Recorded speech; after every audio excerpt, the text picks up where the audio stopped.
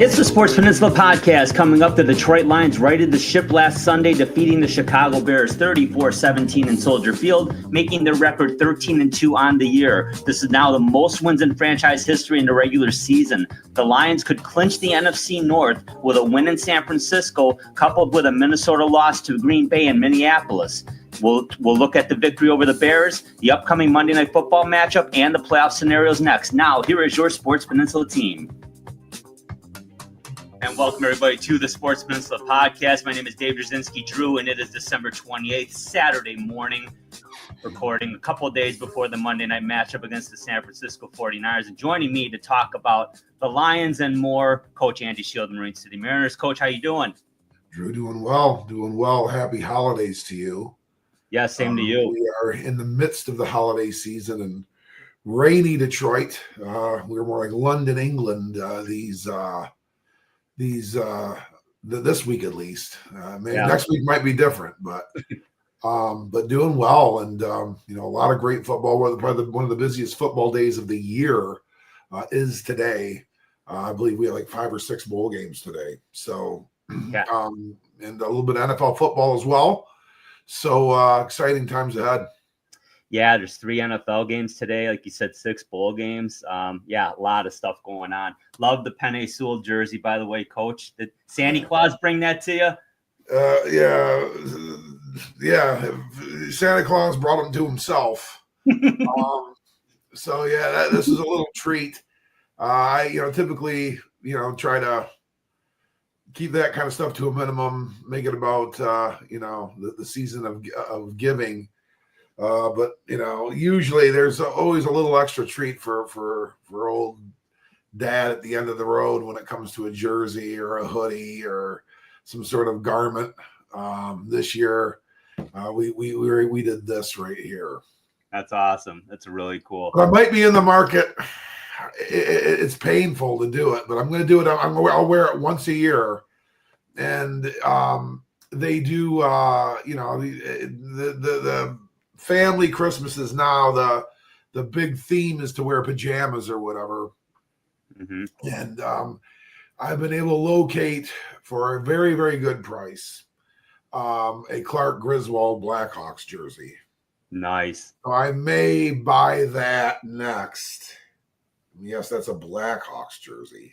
I get it. But it'd be worn once a year, and it would cap off that outfit quite well.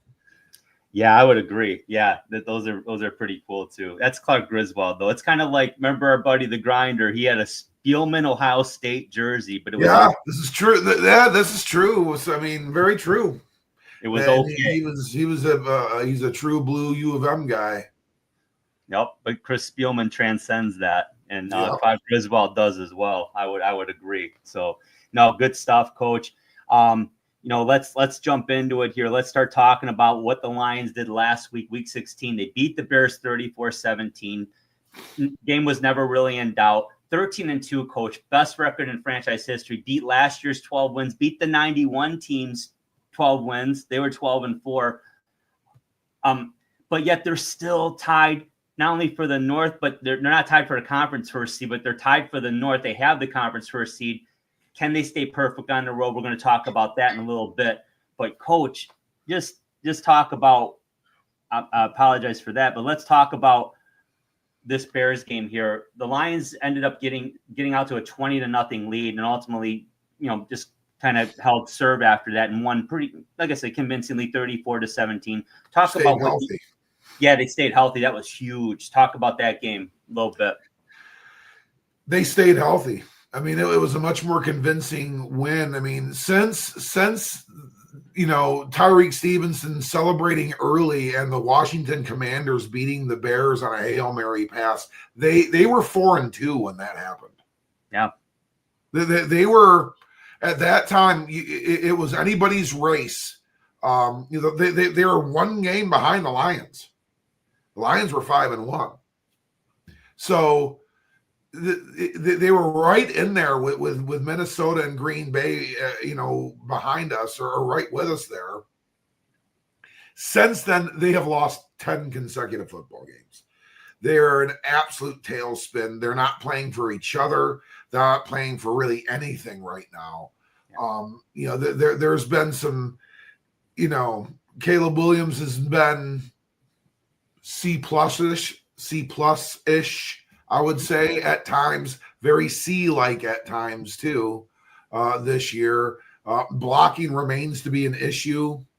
Rome Odunze, definitely it was a growth year for him. He didn't explode off the map.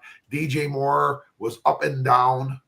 In that defense, held serve at times and kept him in some ball games, but it ultimately has been worn down.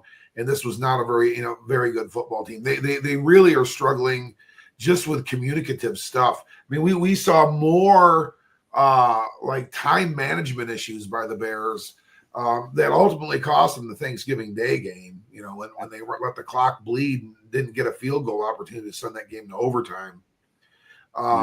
You saw more of those kinds of issues, which there's definitely some player communication there too. That's not great.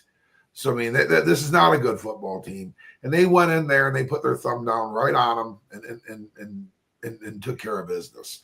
So I mean, I'm very proud of how they did things.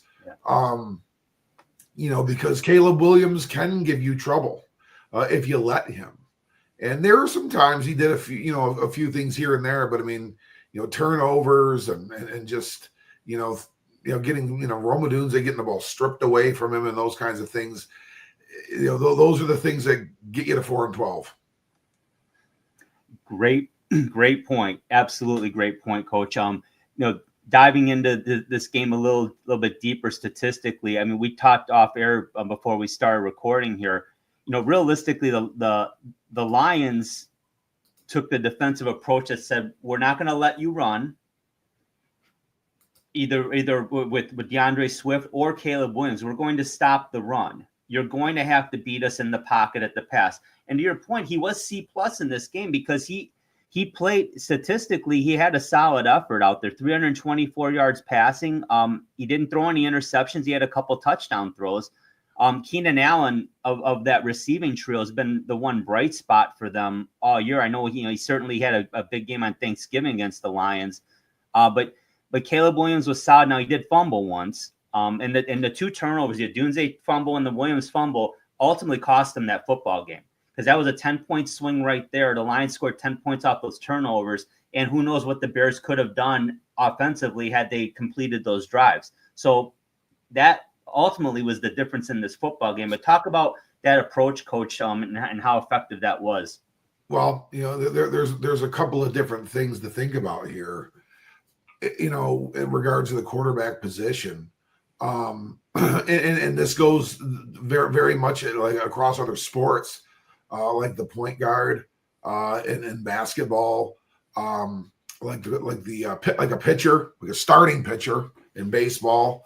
And I guess to a certain degree, I guess you could look at the hockey goalie position to a lesser degree though, but the point guard in basketball and the starting pitcher in baseball, you could look at the quarterback and really it comes down to two different things. How well do you play the game and how well do you manage the game? And there has to be a marriage of both. The winners, which ultimately that's what it should be about. I mean, and I guess the leagues and agents and all sorts of different people, corporations, sporting goods and sports related corporations all do a great job of heralding the great player. And then we talk about stats, and I'm a stats person too, but stats don't win football games. They don't. We can talk, well, he played pretty good. Look at his 26 for 40, 335 and 3 touchdowns or whatever. Those are good statistics. Yep. He made some plays out there. He played the game and can play the game very well, but how well does he manage the game? How often are you scoring and how, are you scoring at the right times? How efficient are you in the red zone? Can you convert on third down? What are the things here? Are you avoiding sacks? Are you avoiding penalties? By getting rid of the football timely. These are the things that, and it's not his fault that Rome Odunze fumbled the football when he did. That's totally on Rome Odunze. And yeah, Rome, that you're not going to be a big time X wide receiver if you're making those, if you're going to get the ball stripped like that out, from you and those kinds of things, or knocked out of there. That's not on Caleb Williams. But from what I can see, plenty to build on, and he's going to have some years. But until he becomes a bit of a game manager and makes the game less about himself, because he might not be like Anthony Richardson and so demonstrative, like basically just pointing fingers all over the offense, which but Caleb Williams has to do some growing up too, and not think that he's the hero. He's one of 11 out there, and that those are the quarterbacks that ultimately succeed in this league at the in the way of getting Lombardi trophies and having perennial playoff contending teams. Yeah, you hit it right on the head. I mean, as good as he looks we saw this with Matt Stafford, right? Early in his career, we would see nice statistical gains. What Pat Stafford, right? I mean, we heard that a lot. Just because statistically the game he looked good, it didn't mean that the game was managed necessarily the way it needed to be, because there were often times where the lines would go devoid of offense in the middle of a football game, and then in the fourth quarter you'd get this push. I get it. The defense was back, though, Drew. I mean, the defense was back. I mean, 59 yards rushing. I know that some of the sacks and plays behind the line of scrimmage aided to that. But you have Trevor Nowatzki coming up big and making some plays back there. Yep. Brian Branch had 12 tackles. There was again just some great special teams efforts out there. Jack Campbell was very active. Speak to what you think of Amik Robertson, Drew, and how he stepped up in this game. We needed a corner to step up. We needed one to step up, and he's going to have to continue to do that, because we're probably going to have to roll with him as that starter on that other side for the remainder of the year. That's really what it looks like. Speak to what you thought of Amik Robertson. Well, one great point. He played very well, and quite frankly, we had talked about that last week. Was that an option versus just plugging Vildor in and rolling? No, again, no offense to the guy, but Vildor, he's gotten better since he first cracked the lineup a couple of weeks ago, but I felt a lot better with Robertson going there and Branch at the nickel. But all of that happened because Melifonwu came back.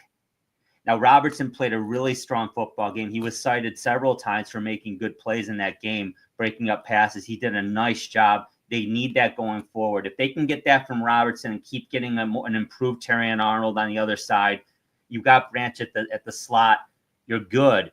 Melifonwu made an immediate impact. His first game of the year, he had 4 tackles. He had a hurry. He had a sack. That's what last half of last year, Iffy Melifonwu was awesome in that role. We need him to be awesome again. And all boxes checked last week, Coach. Robertson definitely played very well. Those moves and the way Robertson and Melifonwu played really set the tone, in my view, to allow that front seven to do what they did. I thought it was huge. I thought he was huge in that game. Yeah, and that is what he brings. He is definitely a sub-package safety, and we don't need him to be a starter here. He's not going to be a starter here. We have 2 Pro Bowl caliber starting safeties, and neither one of them are named Ike Melifonwu. But he's a sub-package safety that we have to depend on a little bit now because of how we're flexing some of the defensive backs based off of the coverage because of the personnel issues that we are having. I expected to see some rotational errors from him, and he did. I mean, he is not, but again, clearly, you made the perfect point, and you're 100% correct. He brings great things to the table. It's just not in coverage. And well, he's a defensive back. Bit of a problem, isn't it? Yeah. Not in a sub package, because you can play him in a phone booth. You can do some different things.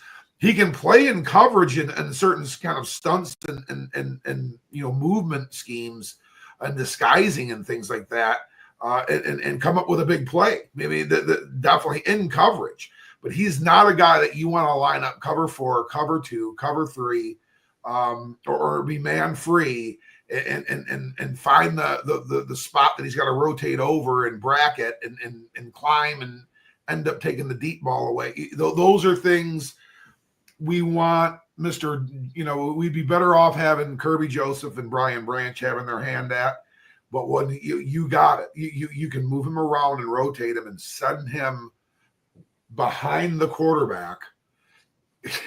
He creates all sorts of problems out there. And he made, like you said, he made some run stops that were real important. He added to that 59 yards rushing. So yeah, Ike Melanfon definitely had his presence felt. I totally agree with you. It was great seeing him back. Drew, we getting healthier on the defensive side at all? Are we getting closer to being healthier on the defensive side? Well, and I'm glad you brought that up. A perfect segue into what's happening right now. And realistically, Coach, I actually put the list up here for us to share, and I'll put that full screen for the folks watching right now. But for the Lions on the defensive side, realistically right now, you're hoping you might get Reeves-Maybin back from the neck. He is practicing. He's in his window right now, so he's questionable. Right now, they didn't get tremendously healthy. Getting Melifonwu back, hopefully Arnold's okay. I think he's dealing with an illness this week, so hopefully that's not going to be an issue. But I think defensively we'll see a lot of the same guys coming in. Anzalone's progressing well. He'll be ready for the playoffs. That's a big plus, Coach. And then and also but not a lot of guys are coming back necessarily for this game coming up, but at least we didn't add to that list, to your point. So I feel comfortable with what they had out there against the Bears versus what they had the week before against the Bills. I see a great name in full practice on that list. That practiced in full yesterday on that list, and his name is Khalif Raymond. Yes, the offensive side of the ball. That's where they will. Khalif Raymond could be back. He's got the foot. Graham Glasgow is questionable, but it sounds like he's trending towards playing. Although, and one sec, I want to say Montgomery, he's not having surgery, Coach. It sounds like he doesn't have a tear, so he's going to try and rehab this thing and maybe be ready for possibly the divisional playoff if assuming the Lions get the bye week. Even if they didn't, we'd assume they'd get to that level. But at the same time, that's a positive. I agree with you. But yeah, but Christian Mahogany, I'd like to talk to you about. What did you think of his performance in that game? Just one more thing on Khalif Raymond, if possible, Drew. Yeah. Our special teams get a big boost there.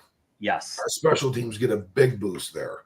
And it may be more in the Minnesota game that they really get him acclimated there, but we get a big boost in punt return there, which has been really, really helpful to the offense and creating a little different of a field position situation. But getting in, if you want to start transitioning to the offensive side of the football, fantastic, Drew. And yeah, I think that was a guy that we really saw elevate himself. Jahmyr Gibbs had a big game. We'll talk about that. Yes, Jared Goff had yet another tremendously efficient game and a big game. We'll talk about that. Yes, our receivers, and especially Waymo, despite, doggone it, getting another one, he has a hard time getting away from that Tyreek Stevenson character. He definitely has a few things to say to him every time we he's got to definitely check in with him. It seems like at least once a game, and usually results in a yellow flag. We got to clean that up. But he had a big game. But I think the underlying thing is what we really have to keep to the core, and this show is definitely going to be one that heralds the offensive line. And that really, and yes, I'm wearing an offensive lineman's jersey right now. And yes, those are the areas of football I generally coach and have coached and have played in and those kinds of things. So, but folks, the lines are the dominant areas of the football field. That's how Michigan and Team 144 dominated last year on both sides. That's how we're getting it done, really, too. And being, the top team in the NFL and the NFC, not the NFL right now, it's the Chiefs, but the NFC. And this offensive line is something that you need to always pay attention to. It's the engine. How are things running there? And, the guys whose jersey I have on right now aside, he's 23 and healthy and probably the best offensive lineman in all of football. The other four guys are right with them. However, right with him in their positions in their own right. However, age and injuries are not as on their side as they are of Penei Sewell's. These guys are a little bit banged up, and it's starting to show, and it's a bit of a concern. We need to see some reinforcements start to emerge. And Drew, you hit it right on the head. Christian Mahogany, who we have been talking about on this podcast for nearly 1 calendar year. We talked about him and featured him very, very. He was one of our dark horse candidates to be drafted, and a player we even said would look good in Honolulu blue and silver when we previewed interior offensive lineman last year when he came out of Boston College. Yeah. Lo and behold, on day 3, the Lions nabbed him up, and it was, we knew this was good. Now, he was ill, and he had mono, and he had a pretty extensive case of it. I mean, he cut some weight, and it really hit him hard, and he had a little bit of a climb back into getting into playing shape to do it. But and it took a while, and he was a day 3 pick, so. He didn't have maybe the luxury of camp and some of the competition that he kind of was a little bit more baptism under fire. Well, sure enough, he's starting at left guard, and he did an outstanding job. Statistically, I don't have it up, but in regards to his pass blocking was picture perfect. I think he had several run pins and key blocks and was very, very forceful inside there and taking care of, pretty solid Chicago Bear run defense. We were able to do exactly what we wanted to do, and Christian Mahogany was a huge part of that, and that's so great to see. It's so great to see because, Drew, it's not – we may the both guards in the center, we may be replacing them in the next – the left tackle, both guards in the center – we may be replacing them in the next 3 years. It's distinctly possible. I'm not saying I hope that happens, but I can guarantee you 2 of those players will probably be retired by that point in time. I don't know who they would be. Mm-hmm. I would love Kevin Zeitler to resign here. Graham Glasgow is welcome here forever. Now, does he necessarily have to be the starter? No. He can be kind of the flex player. And honestly, if Frank Ragnow's injuries, he had a great comeback game too. Yeah, he had a great comeback game too, which was great to see because Ed Oliver made his life miserable in that Buffalo game, and that was great to see because he's been proven to probably be arguably the best center in football over the course of the last 3 to 5 years. So and we once again. You saw how important Taylor Decker is out there in regards to his communication, how he directs. He's got so many games, logged under his belt. But he is the elder statesman on that offensive line, along with Graham Glasgow. And, Kevin Zeitler really is. But, as far as the Detroit Lions go, and you just see what he brings to the table. And his still play is extremely effective. And, he's the left tackle. He's the guy that's protecting, Jared Goff's blind side. So it was really good to see Christian Mahogany elevate and step up because we're going to need to start seeing that. We need to start seeing that of other offensive linemen too.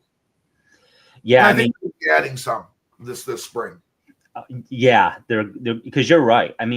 Let's face it, Glasgow, I would much rather looking forward to next year, all things being equal, not knowing who they're going to add potentially or whatever, But I would like to see Mahogany keep progressing to where he would take that starting role, and Graham Glasgow's that uber backup who can play any interior spot. Because Big Frank, he's got a couple nagging injuries that ain't going away. We know that. They're Glasgow might be the right guard next year. He might be the right guard next year. Zeitler may retire. He might decide. Kevin's a guy that he's played in a few different cities in his career. He's a great football player. I mean, he's got a long career. We're talking 13, 14 years. I mean, that's almost, if he goes into the 15, 16 year, that's almost gonna one day get him a Canton jacket just just because of his for how long he played and started. And he Pro Bowl caliber player. This year he's a Pro Bowl caliber player. Absolutely. Love to have him back. But he's a big time family man. He's got a wonderful family. They're tremendously supportive people and real just great people. And he's from Wisconsin. And if we'd hate to see it because we know who it would benefit, and it certainly would, and it would not be good for us. But I mean, would that be a perfect fit for him and his family? I would think it would be it'd make life pretty good, because I know they come here often to see him and that kind of thing. But I do think he enjoys it here. I'd love to see him back. He's a Patrick Kane type contract. He's gonna be a 1 year guy. I mean, he's gonna be 35 years old. Yeah. But once again, we have some assurance. Exactly what you said. If we could put him in that spot, and if Christian Mahogany's that guy for 1 more year too, where he's the flex guard, or comes in because honestly he makes life better too. As long as Graham Glasgow's not the guy getting hurt, if Frank Ragnow can't go, because Glasgow now goes to center. Yep. And in comes Mahogany. So it really solves an issue. We can keep rolling with things as long as Mr. Zeitler comes back, as long as Mr. Glasgow wants to play, and as long as Mr. Ragnow wants to play. We can kind of roll with what we got at the guards and center with Mahogany. And Giovanni Manu is if he transitions out to tackle as a backup flex tackle, however that can be. But I think we have our third guard, and we have Awasika. So I mean, which very good. Really, Manu, once he starts to develop, I think is going to become a tackle. He's got the frame to do it, because I mean he's very tall and he's got the weight. He's over 300, but it's a lean 300, man. I mean he's in great shape. I mean if he can play as he's well, really Dan Skipper's probably protege. Yeah, that's a good comparison. That's probably who we're looking at is in the replacing Dan Skipper one day. Yep. Is Manu. So I mean, now is he a starting offensive tackle? No. So I mean, those are the positions. I think we could look at guard, and if we got double whammed and had multiple retirements on the interior line, we're looking at a starting guard that we need to acquire as well. But it looks like it's the tackle spots that we really need to address, probably most, and really one of them, because Penny Sewell will be here for a long, long time. Yeah, you need the heir apparent, or at least somebody that and Skipper certainly was able to. He's still done well when Taylor Decker's been down. He's done a nice job. Yeah, he really did. So bottom line, you're 100% right. That offensive line, we know that's the main cog of this whole machine, man. That you need a spark plug to run the Ferrari, but that engine is that offensive line. It truly is. So Drew, so just transitioning, talking about managing a game and playing the game. We go over and look once again. Caleb Williams was 26 of 40, 334, 2 touchdowns, 0 picks. Jared Goff was 23 of 32, 336, 3 touchdowns, 0 picks. Similar stat lines. Yep. Similar stat lines, much different results. If you look at the team side of things and what the Lions were able to do, in regards to, run the ball for 146 yards, 475 yards, way more first downs. I want to say we had 27 first downs to their 19. Mhm. We had, we were 7 of 12 on third down. Chicago was 2 of 10. Big difference. Okay. Now Chicago's 3 of 4 on fourth down. But, subtotal, the Lions were much, much stronger position. Much stronger position. And when you have the net passing yards, we had more passing yards than they did. So even right there, if you take the net away, from the gross, from the plays for loss that they had, we even statistically were better in that area. So Yep. you just see some management strengths that Jared Goff showed, and that offense was able to show that the Bears were not. We were 17 points better, probably more than that, because we also had some stops at the end that we really could have probably kept our foot on the gas like we did against Tennessee and like what we did against Jacksonville. It could have been like that. No, you're right. You're right. It was you dial it back because you're in a clock killing mode at that point. Absolutely. No, that's a great point too. It could have been worse. The game was never in doubt, like we talked about earlier. And just kind of wrapping this one up, the Lions staked themselves to a 20-0 lead within 3 minutes into the first quarter. That's it. Now we've seen that before, right? But this is a different team, even different than last year. They don't go into full prevent mode or bend but don't break mode. They keep their foot on the gas a lot more often, a lot better. To your point, like against Jacksonville and Tennessee, I mean they kept it going. And bottom line is they did exactly what you would hope as a fan they would have been able to do. You'd hope. I mean, obviously, you see the stats and you think, Williams kind of gashed him a little bit. I mean, they're going to get theirs. This isn't. I know they're 4-11. I get it, but like you said, they were 4-2 at one point. They had a catastrophic, mental breakdown in a game that cost them dearly against Washington. But at one point, I think the first 8 games of this year, the Bears were 4-4 in last place. And of course, the Packers, Vikings, and Lions were way above, at least with 2 or 1 loss at that point amongst them. And it was the best, the most competitive 8-game start of in an NFL division, I believe, in history. So they're kind of they're actually what I thought Minnesota was going to be this year. I thought the Bears were going. Now, again, I didn't think the Vikings or anyone was going to be 13-2 with the Lions. But at the same time, I thought the Bears were going to be around 500, being a real pain in the what. I thought the Vikings were going to be a 5-6 win team, but again, competitive. And I thought Green Bay and Detroit were going to roll. Didn't expect the Vikings to do what they're doing. Didn't expect the Bears to kind of fall apart, quite frankly. Their defense is very good. I think their red zone defense is one of the best we've seen all year, Coach. Them in Tampa, they were very good in the red zone. Chicago Bears do some fine things. They definitely, it's a league of parity, and these are old things that we've mentioned before. They're not completely lost. They're not one of the worst teams in the league. Their record is not good, but they definitely, there's plenty of upside. And it's not not something I like to say because I don't like them. So. Probably more than anybody in the division, I don't. The Bears fans just, I have had plenty of interaction when I was a season ticket holder, throughout times. And, I've seen enough to know who, I really, don't care for much in regards to a fan base and an organization. And that's one of them. And I don't feel awful bad for them at all. I don't mind saying that. But I also will give them credit. They're not that far away. There's some nastiness. There's some ability to do some things out there, and they certainly have a lot of promise on offense. They just got to put it together. Yeah, absolutely. So tough division. I mean, Coach, we're talking about going into this Monday Night Football matchup against the 49ers. The Lions 13-2. The Vikings. Amazing 13-2 as well.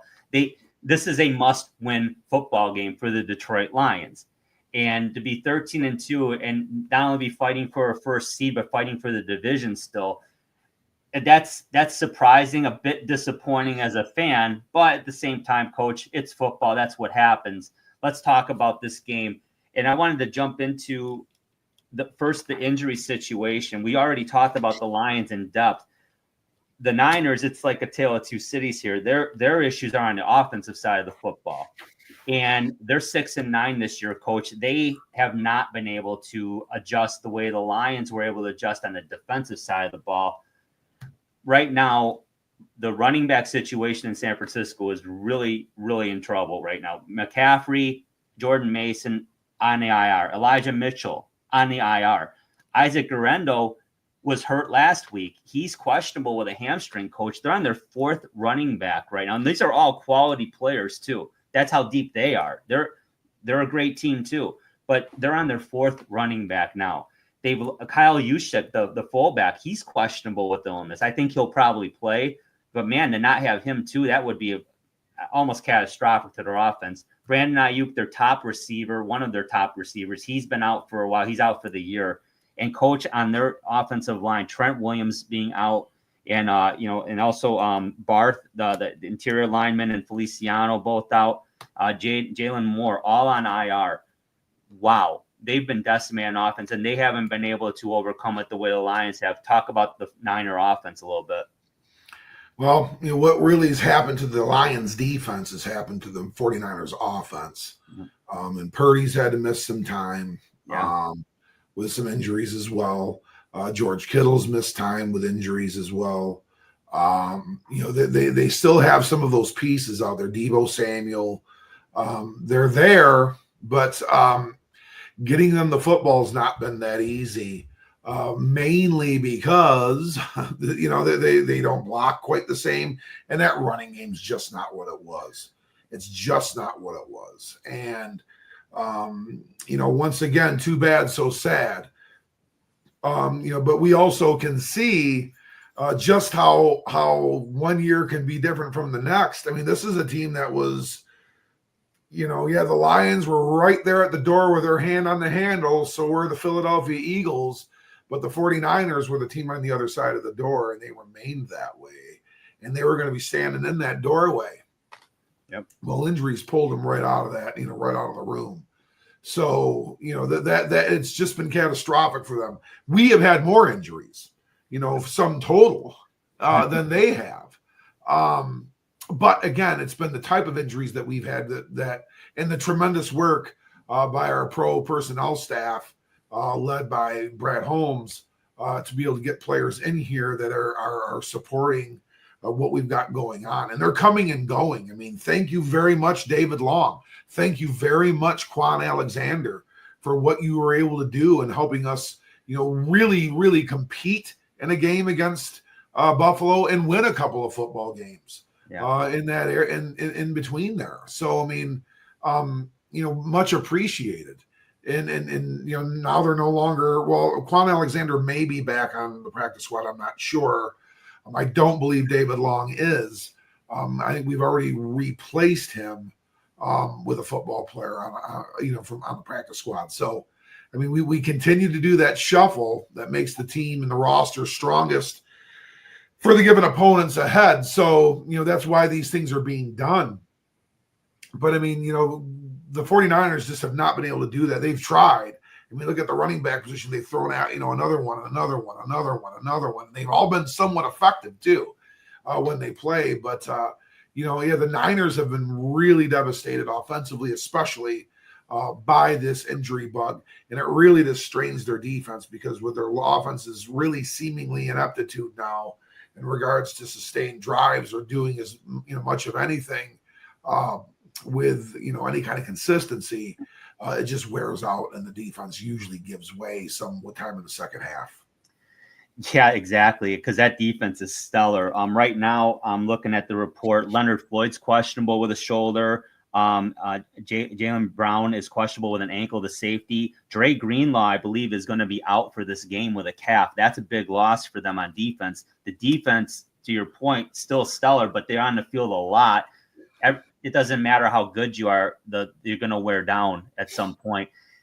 Coach, this is a 6-9 Niners team that's already out of the playoffs.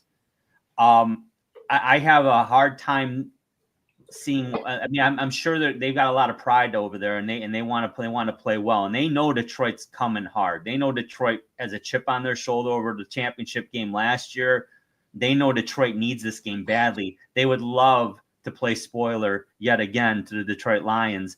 Wouldn't ruin their season per se, but it certainly would be a setback if the Lions weren't to win this game. What do you think the Niners, what do you see the Niners bringing to the table in this one to counter the Lions? Oh, they're going to, for them, yeah, it is about playing spoiler and beating us again this year. You know, they ended our season last year. They can wreck seemingly try to wreck our season this year. Yeah. And why shouldn't they try to do that? That's exactly their role in this.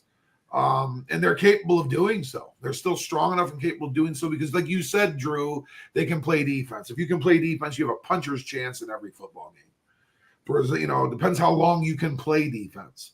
If you can play defense for the whole 60 minutes, yeah, you have a real good shot of winning a football game. Don't care who the opponent is or what the matchup's supposed to look like. That being said, you know, we have a response to take. And you know what? If we won 52-0 against the 49ers, does it avenge anything from last year? Does it change anything from last year? It doesn't. No. So I mean, we really, yes, that is something that's natural to come right into your head, and it can play a little part of it. You know, what happened last year and avenging that. I mean, if that's what motivates you, great. But ultimately, that shouldn't be the motivator. It should be about this team right now and what we need to accomplish. If we win and the Vikings lose in Green Bay, which there's a distinct possibility of that happening, we're the number 1 seed.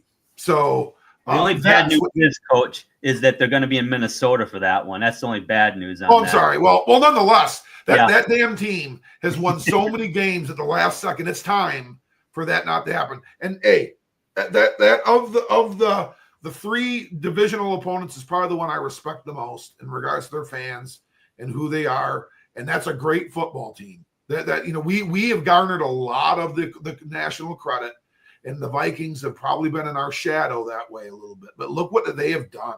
And this is like what they've done this like 2 or 3 times, you know, in the last couple of years, having seasons like this, like, you know, 13-2 type years going in towards the end of the year. They've ultimately ended in the playoffs rather quickly.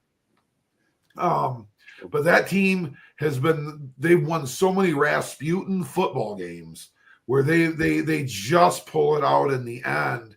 And the Cardiac Kids, where the Lions have been a little bit more convincing in the vast majority of their victories. We've had some close ones too, oh, yeah. but you know, we also have been a little more convincing in some of our wins. Hey, I guess that's my point. You know, okay, yeah, Green Bay's got to come to Minnesota. That's a tough opponent. They're barely hanging on to beat, you know, teams like Seattle and stuff like that. So, you know, is Green Bay a little better than Seattle? I'd say they're very close, if not maybe a little bit better. The bottom line, it should be nothing to do with last year going in there and avenging that loss. That's not going to do anything for this year's team. Winning this game and Minnesota losing shores things up. And we are the number 1 seed. And that game against Minnesota is going to mean a little bit less than it would, against Minnesota at Ford Field the following week on January 5th will mean a little bit less. So that was my point, Drew. You know, that's what it should be about. It shouldn't, regardless of who's playing that other game of where they're playing it, it shouldn't be about last year. It should be about this year and winning this year for this year. That's a great point. And you're right about the tiebreak or the scenarios, and we want to talk about that a little more. Yeah, if the Lions win in San Francisco Monday night, coupled with a Vikings loss against Green Bay on Sunday, the Lions clinch the North. Now, you're right. The Sunday night, or it's not Sunday night, I think it will be Sunday night. They haven't announced the times of the games yet, but that's still the marquee game on the schedule next week. Because even if the Lions have the North clinched, they'll still be playing for number 1 seed, I believe. Although I think they might have it clinched over Philly if they win and Minnesota loses. I believe, regardless of whether the Lions would lose to Minnesota, they would still have the North, and they still would have the tiebreaker over Philly for conference record, I believe. Win the games, right? I mean, that's why Campbell said he doesn't even care what happens in the Minnesota game this week. They are coming to win the Niner game. They're not going to take. That's all they can do. You can't control the other games. Nope. And but the irony will be, excuse me, they'll already know the outcome, obviously, because the Lions are playing Monday night. But I think that's a great mentality, because if you need to do that, and it would be a great luxury, you could rest guys in that Minnesota game if you needed to, assuming everything is clinched at that point. Now, if Minnesota beats Green Bay, and they certainly have a greater than 50% chance of doing that, being at home, they're both very good football teams. Although I would love to see Jordan Love show us what he's all about, because he's a very good quarterback. And right now, I mean, it's hard for me to say I'd be a fan of any team in our division, but certainly we'll be Packer fans on Sunday. Oh yeah, no question about that. Sure. But the bottom line is the Lions, to get that first round bye is so huge. It gives Anzalone an extra week. It gives Montgomery an extra week to prepare. It keeps all roads leading to the Super Bowl through Ford Field. The bottom line is that the Lions don't win the North, they're going to be the 5th seed. Yeah. That's a doomsday scenario that I know we don't want to discuss, we don't want to dwell on it, but it's worth mentioning, because that's how important these games are. It's not like, well, if they finish second in Minnesota, it's not, they still have a great record. Yeah, they'll have a great record on the road as the 5th seed. And even when they win that first round game, which will not be easy, because they'll be either at Tampa Bay or the Rams or something. Remember those teams, guys? Those are damn good football teams. You don't want to have to play in the playoffs on the road necessarily. And even if you win that game, you're probably shuffling the deck, and you're going to have to go to Philly, or not Philly, but you'd probably have to go to Minnesota. That sucks. That's not what you want. And those are great points, Drew. I mean that just goes to show, in the AFC things are pretty much locked up. Here, there's that much fluidity. Where we could go from the first seed to not even having a home game, and we've by a lot of the lay fan that just follows from a distance, probably thinks the Detroit Lions are far and away the top team, just by all the different wins and stuff like that, and stuff that's been on TV in regards to them. So, that's a really, really strong point, is that no matter what, we to go 15-2, that's just what it's going to take this year, probably to ultimately be the number 1 seed and the NFC Central Division champion once again. And so in other years, it could be 11-6 that takes this division. Yeah. In other years, you can go 12-5 and be the number 1 seed. But this year, it is extremely competitive. So, full steam ahead. Let's get these victories, and then we can look back at what's been a phenomenal regular season, and take a deep breath, and because we're gonna have a bye, and see how things could shake out coming into us. Yeah, no, great point, Coach. Let's circle back into how the Lions need to approach this game to win this football game, Coach. Let's start on the offensive side. We know the Niners have a great defense. We know Greenlaw's out. We know Floyd's banged up. Anything you changed in terms of philosophy here, and for Ben Johnson, or are you just going to go straight ahead and say, we dare you to beat us? Well, he's got a scheme. He's got a scheme against what he perceives as their weaknesses, or what they're going to give them. We've played each other before, and that NFC Championship game from a year ago is the template from what they're going to be working off of. Are they going to try to run the football game? Of course. We're going to try to run the football probably at least 40 times, I'm guessing, against them, or at least 30, 35 plus, and establish that. We're going to try to be quick on offense. We're going to be movement conscious, trying to, open things up through motion and field spacing and route concepts, and keep doing things like that. And I'm sure there'll be a little wrinkle thrown here or there as well. What will follow up stumble bum, which so many fans want to get into and all that. and that caters to a certain fan base that thinks that's cute and that's fun. And, that's, I guess, this modern era where you got to have the last word and the last little barb and that last little flex to just show you that you won. Those kinds of things, I guess, mean a little bit. And, they're fun and all, but, if they have impact is when they really are meaningful. Yeah. If we're going to have a little wrinkle with something there with the Niners, we shall see. But I know this. I don't want anybody from Electronic Arts coming over here and talking about Madden covers for next year regarding any Detroit Lions football players. There's such thing as the Madden curse. You've heard of this, Drew. Yes, I have. You do know who was on the front cover of Madden 2025, don't you? His name is Christian McCaffrey. Mm-hmm. Yep. So once again, that's right. It took a year or two off, but yeah, for the most part, it's back. It's back. It's back. Yeah. So I mean, we have to just we have the identity of being the most potent offense in the NFC, and we need to just impose what that is, and that's going to be through that run game, because it could be similar conditions. Maybe not quite as bad as the Green Bay game in Green Bay. That was like a monsoon. Yeah. But it could be wet in San Francisco. They're definitely having some, weather off of the Pacific coast, mainly in the form of rain in Northern California, Oregon, and parts of Washington. They're getting a little bit of snow in spots too. Not in San Francisco. We're talking about east into the Sierras, but and this isn't a weather show. We're not, pretending to be Jim Cantor from the Weather Channel here, but it could be a little wet in San Fran, which is not unlikely for this time of the year in Northern California.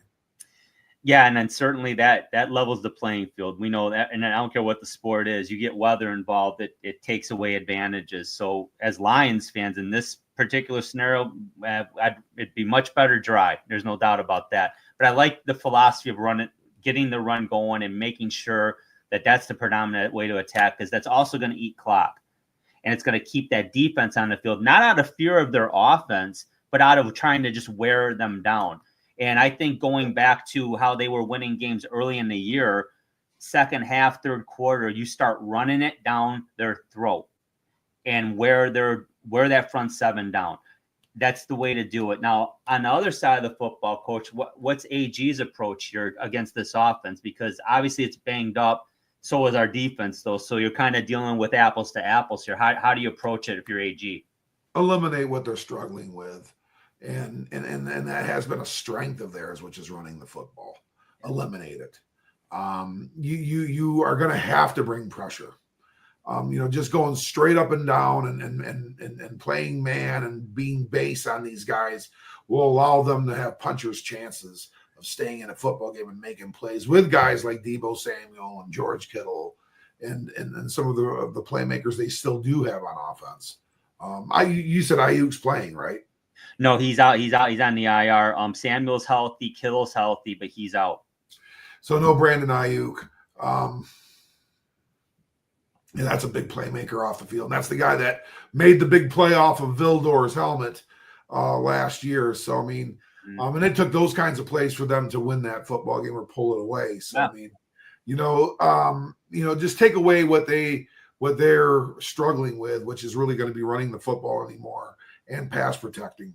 They're going to have that breakdown and just get our offense back onto the field, get them behind the sticks. Get it to third down and 7, third down and 8, and come up short in spots where they can't go for it, and keep rocking and rolling that way, and send these guys one step closer to a draft prep. I like it. Coach, let's talk about how we see this one shaking out. I'll start it off this time, and let's see how close we are on the scores together, because we don't discuss this beforehand. We never do, but we've been pretty much in lockstep. All of us have been on the Sports Peninsula podcast all year. Realistically, I know the Niners are going to be able to do some things in the passing game, but I love that the Lions secondary is relatively helpful. Obviously, losing CD is not good, but like you said earlier, Coach, Amik Robertson stepped up beautifully. Brian Branch stepped into the slot like a well-fitting glove. He's very acclimated to that spot, as well as safety. Melifonwu coming back really helped a lot. I see this as still a close game, but I don't think it's ever going to be in doubt per se. I think the Lions will win 30-28, but I don't think it's going to be that tight. Quite frankly, I see the Niners getting a late touchdown and maybe trying to get it onside or something. But realistically, I see the Lions winning 30-28. I see that Sunday night game, and I say Sunday night because I believe it'll be Sunday night against Minnesota, being for all the marbles, because I fully expect the Vikings still to win. I would be, quite frankly, a little surprised if they don't. But that's how I'm seeing this. How you see it, Coach? Yeah, I think it's going to play out a little more defensively because, I just think the conditions and what they're going to try to do a little bit. And I see it playing much more closely than it did the Chicago game did. This is not going to be some 20-0 halftime score. It's not going to look like that. It's going to play a lot closer. But the score concepts and the score patterns are going to be relatively similar. But in the end, it's going to be one score closer. I'm going to go Lions 27, 49ers 17. I like that too. Either way, it's a 14-win campaign and hopefully a 15-win campaign at the end of next week. Coach, just before we wrap this one up, I mean, we're as a fan, this has been a tremendous season. As far as how the Lions have played football this year, we couldn't ask for anything more as a fan base. But the way they've overcome injuries isn't just epic for them as a team. I'm not sure, and I've said this before, I'm going to keep saying it, I'm not sure we've seen this level of roster denigration from injuries and still to play at this high of a level for a team to do that. Look at the Niners. The Niners won the NFC last year. They're a great football team. They are 6-9, hopefully going to be 6-10 after Monday. There's only two teams in the top 10 teams that have the most players on IR, and the Lions are leaps and bounds ahead of everybody at number one. Only Houston and Detroit have winning records in that group. That's how big of a deal it is. When it's next man up, that's cool. When it's the third or fourth man up at a position, boy, you better have a Brad Holmes and company on board with that. But Coach, you got any last parting thoughts before we wrap this one up? Well, yeah, and it's guys coming in and out too. It's guys coming in and out like Dave Long and Quan Alexander. And it just goes to show kind of what the culture and what the program and organization looks like right now. And Dan Campbell's the guy leading that charge. Brad Holmes is right there with him, and they're both culture agents in of their own right. But Dan Campbell, the way he has things on the inside of the playing of the football operations is just immaculate right now, and the way you do things. And, it has been remarkable. But it will be something to look at. If we can win this Super Bowl, if we can get this done, this is the greatest Lions football team, bar none. That argument can be made if we don't win it, because it's the winningest team in franchise history. And they'll look at all the different people that contributed to that. It is certainly amazing. Yeah, special season, and it keeps rolling. Monday Night Football on ESPN in a couple of days here on the 30th. It's going to be awesome. Coach, can't thank you enough. Glad you've had a great holiday season. Merry Christmas, Happy New Year, and same to you, Drew. Thank you, and all of you too that watch. Thanks for tuning in. We appreciate it. Absolutely. Thank you for subscribing. Check us out on the ESPN network on the Roku channel every Saturday night at 7 p.m. We post. Check out our YouTube page and our Facebook page as well. For Coach Andy Shield of the Marine City Mariners, my name is Drew. Take care, everybody. Thank you for watching. We'll talk to you next week. This has been the Sports Peninsula Podcast. Thank you for watching, and don't forget to subscribe to our channel. Follow us on YouTube so you don't miss an episode at the Sports Peninsula Podcast. You can also follow us on Twitter X. Just look for @SportsP Podcast, and follow us to keep up on sports around the great state of Michigan and beyond. You can also catch our show every Saturday night at 7 p.m. on the ESEN Network channel as part of Roku. When you want to hear all about sports in the great state of Michigan, there is only one, Sports Peninsula Podcast.